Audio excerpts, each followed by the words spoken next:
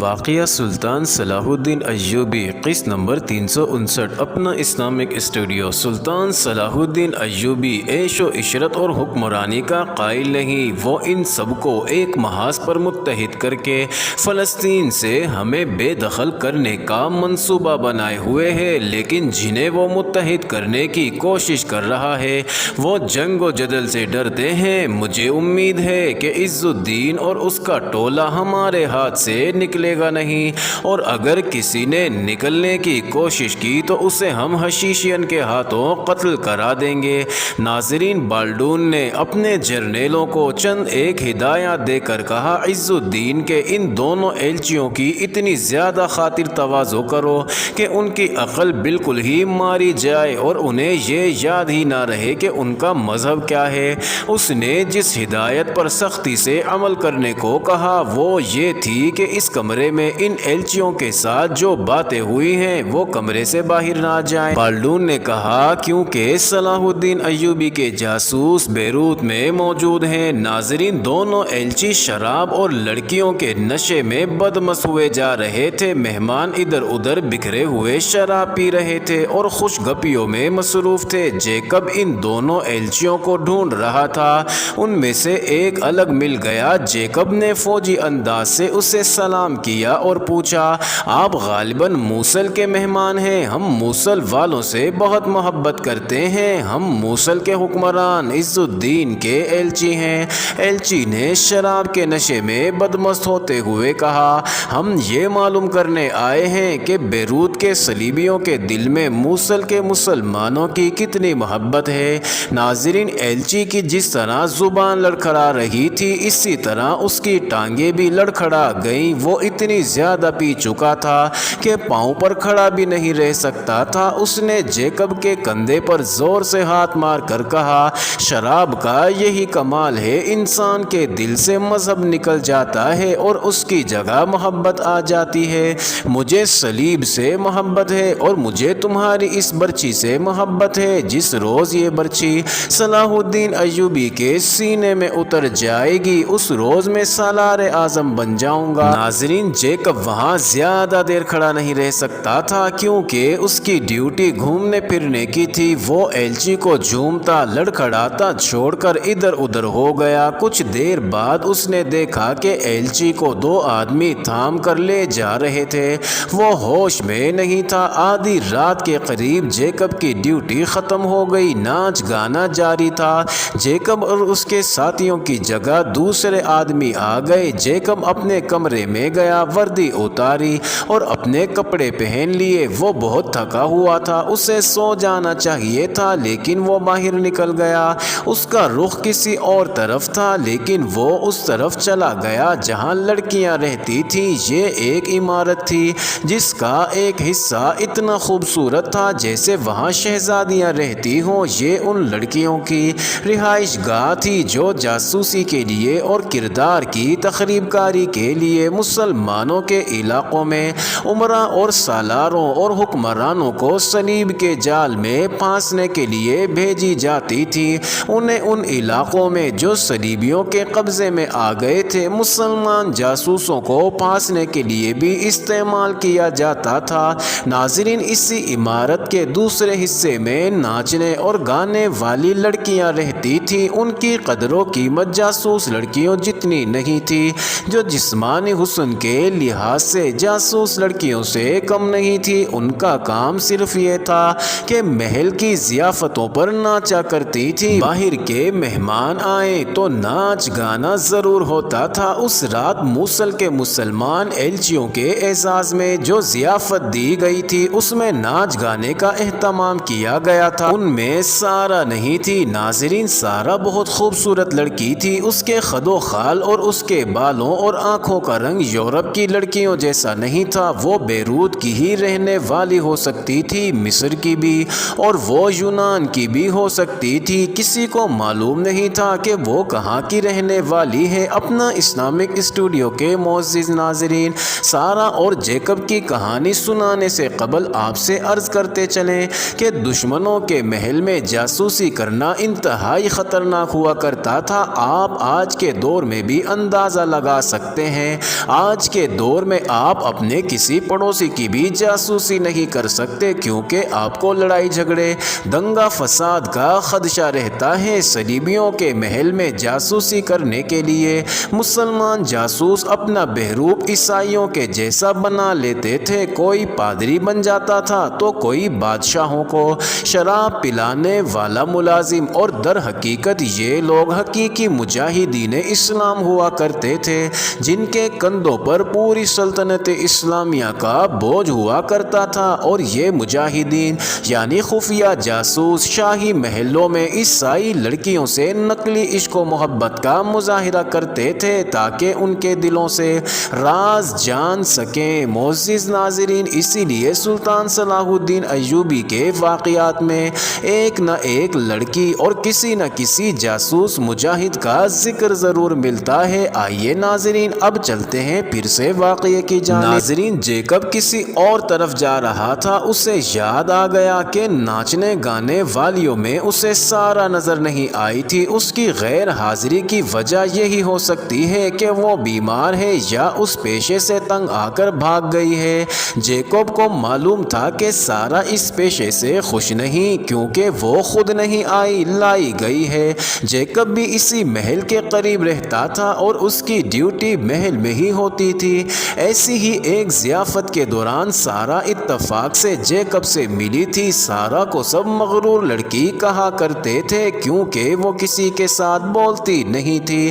ناظرین، جیکب میں نہ جانے اسے کیا نظر آیا کہ اسے وہ پسند کرنے لگی۔ جیکب کو بھی یہ لڑکی اچھی لگنے لگی۔ ناظرین، ایک رات سارا محل سے فارغ ہو کر اپنے کمرے کی طرف جا رہی تھی، اسے جیکب مل گیا۔ ناظرین، سارا نے اسے کہا، میں اکیلی جا رہی ہوں، میرے ساتھ چلو۔ اکیلے جاتے ڈر آتا ہے؟ جیکب نے کہا، یہاں سے تمہیں کوئی اغوا کر کے نہیں لے جا سکتا، میں اب اغوا نہیں ہو سکتی۔ سارا کی مسکراہٹ بجھ گئی، کہنے لگی، اب تو اپنے آپ کو خود ہی اغوا کروں گی، میرے ساتھ چلو۔ اکیلے جاتے ڈر تو نہیں آتا، تمہارے ساتھ کی ضرورت ہے۔ ناظرین، سارا جیسی حسین لڑکی کا جیکب کو پسند کرنا کوئی عجوبہ نہیں تھا۔ جیکب مردانہ حسن اور وجاہت کا شاہکار تھا۔ چند اور لڑکیوں نے بھی اس کے ساتھ دوستی کی پیشکش کی تھی، لیکن جیکب ان سے دور ہی رہا تھا۔ دور رہنے کی وجہ تھی کہ یہ سب ناپاک اور عصمت بریدہ لڑکیاں تھیں۔ جیکب نے ان کی پیشکش ٹھکرا کر اپنی قیمت چڑھا لی اور اپنی کشش میں اضافہ کر لیا تھا۔ وہاں تو یہ عالم تھا کہ بدکاری کو گناہ کی بجائے تفریح بلکہ جائز تفریح سمجھا جاتا تھا۔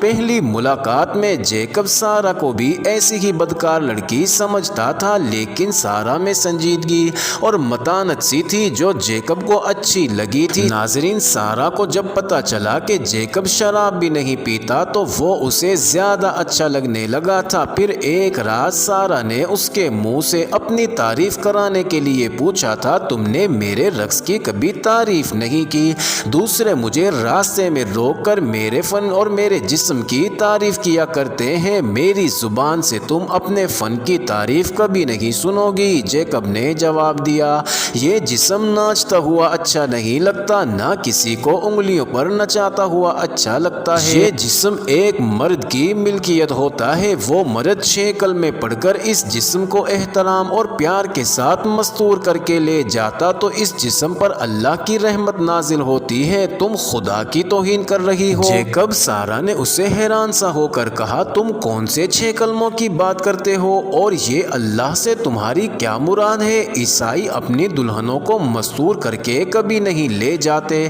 ناظرین، جیکب گھبرا گیا، پھر اچانک قہقہ لگا کر بولا، میرے دماغ پر مسلمان سوار رہتے ہیں، میری اپنی تو شادی نہیں ہوئی، مسلمانوں کی شادیاں دیکھی ہیں۔ اس نے وضاحت کی کہ 6 کلمے اس کے منہ سے نکل گئے ہیں، مگر سارا اسے عجیب سی نظروں سے دیکھتی رہی، پھر وہ چپ سی ہو گئی اور خلاؤں میں ٹکٹکی باندھ کر دیکھنے لگی۔ بےتاب سی ہو کر اس نے جیکب کے بازو پر ہاتھ رکھا اور پوچھا، تم مسلمان تو نہیں جیکب؟ میرا کہنے کا یہ مطلب نہیں کہ تم جاسوس ہو سکتا ہے ملازمت کی خاطر تم نے اپنے آپ کو عیسائی بنا رکھا ہو یا عیسائی مذہب قبول کر لیا ہو۔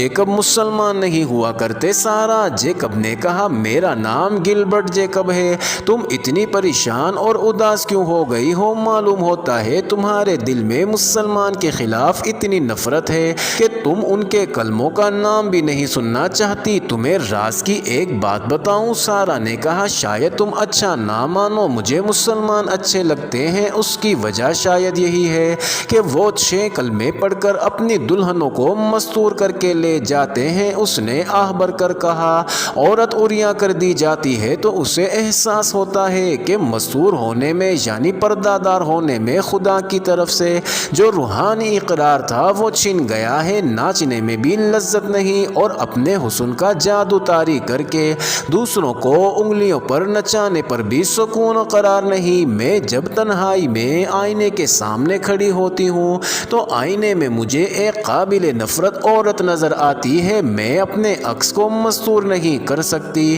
اس پر پردہ نہیں ڈال سکتی، البتہ میری روح پر سیاہ پردہ پڑ گیا ہے۔ تم اس پیشے سے اتنی متنفر ہو تو نکل بھاگو یہاں سے۔ جیکب نے کہا کدھر؟ سارا نے کہا یہاں سے بھاگوں گی تو کسی قحبہ خانے والوں کے قبضے میں آ جاؤں گی۔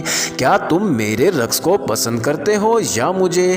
میں اس سارا کو پسند کرتا ہوں جو اس پیشے سے نفرت کرتی ہے، اداس اور پریشان رہتی ہے۔ جیکب نے کہا میں کہہ چکا ہوں کہ تم خدا کی توہین کر رہی ہو، تم فوج میں کس طرح آ گئے ہو؟ سارا نے کہا تمہیں دیہاتی گرجے میں پادری ہونا چاہیے تھا، تم ہر روز کتنی شراب پیتے ہو، اس کی بو سے بھی نفرت ہے، پھر تم مسلمان ہو؟ سارا نے وثوق کے لہجے میں کہا اگر تم نہیں تو تمہارا باپ مسلمان تھا، تم عورت کو مستور دیکھنا چاہتے ہو، تمہیں رقص پسند نہیں، تمہیں شراب کی بو سے بھی نفرت ہے، شاید یہی وجہ ہے کہ تم مجھے اچھے لگتے ہو، مجھے تو جو کوئی بھی دیکھتا ہے کھا جانے کی نظروں سے دیکھتا ہے، تم میرے دل کے درد کو سمجھتے ہو نا؟ سمجھتا ہوں سارا، جیکب نے کہا یہ درد میرے دل نے محسوس کیا تھا، پھر وہ کئی بار ملے۔ سارا جیکب کے ساتھ دل کی باتیں کیا کرتی تھی، اس نے جیکب سے کئی بار کہا تھا کہ تمہاری چال ڈھال اور تمہارے خیالات مسلمانوں جیسے ہیں۔ جیکب نے کئی بار اس سے پوچھا تھا کہ وہ مسلمانوں کو اتنا زیادہ پسند کیوں کرتی ہے۔ ناظرین سارا نے کبھی کوئی ٹھوس جواب نہیں دیا تھا، البتہ دونوں نے یہ محسوس کیا تھا کہ وہ ایک دوسرے کے دل میں اتر گئے ہیں۔ ناظرین ضیافت کی رات جب جیکب اپنی ڈیوٹی سے فارغ ہو کر کسی اور طرف جا رہا تھا وہ سارا کی رہائش کی طرف چل پڑا۔ ضیافت میں سارا کی غیر حاضری کی وجہ بیماری ہی ہو سکتی تھی، اس عمارت میں کسی کو جانے کی اجازت نہیں تھی۔ جیکب نے وہاں جانے کا خطرہ مول لے لیا کہ تمام لڑکیاں ضیافت میں گئی ہوئی تھیں اور وہاں ملازم عورتیں بھی نہیں تھیں۔ جیکب اندھیرے طرف سے گیا۔ ناظرین وہ سارا کا کمرہ جانتا تھا، وہ دبے پاؤں کمرے کے دروازے تک پہنچا، ہاتھ لگایا تو کواڑ کھل گیا۔ ایک کمرے سے گزر کر وہ دوسرے کمرے میں گیا، وہاں چھوٹی سی قندیل جل رہی تھی جس کی مدھم سی روشنی میں اسے سارا سوئی ہوئی نظر آ رہی تھی، وہ گہری نیند سوئی ہوئی تھی۔ جیکب نے ہاتھ سارا کی پیشانی پر رکھا تو جیکب کو یہ اطمینان ہو گیا کہ سارا کو بخار نہیں، لیکن جیکب یہ بھول گیا کہ کوئی اس کا پیچھا کر رہا ہے۔ معزز ناظرین یہ انٹرسٹنگ ویڈیو جاری ہے، اگلی ویڈیو قسط نمبر 360 میں دیکھنا مت بھولیے گا۔